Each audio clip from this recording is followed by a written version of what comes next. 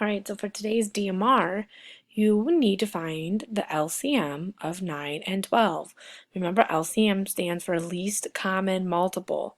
Your least common multiple is the smallest number that they have in common. So listing the multiples like 9 times 1, 9 times 2, 9 times 3, 9 times 4, and then doing the same thing for 12 and finding that multiple that they both have, that's the smallest one. So to start that off, you put 9, you make your t-chart, which I've already done so, and then you put 9 and then you put 12.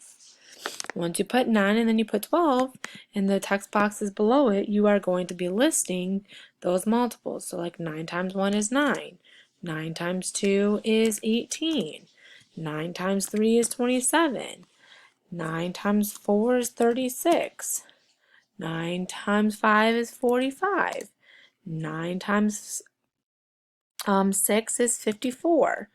Okay, I'll stop there for right now, and I may have to go back over there. Okay, but we don't know yet. So now we're going to list our multiples of 12.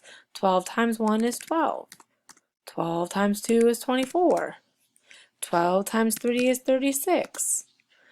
12 times 4 is 48, and I could put 48, but I'm actually going to stop after 36 because I see a 36 in the nines, multiples of 9, and I also see a 36 in the 12 for being a multiple of 12.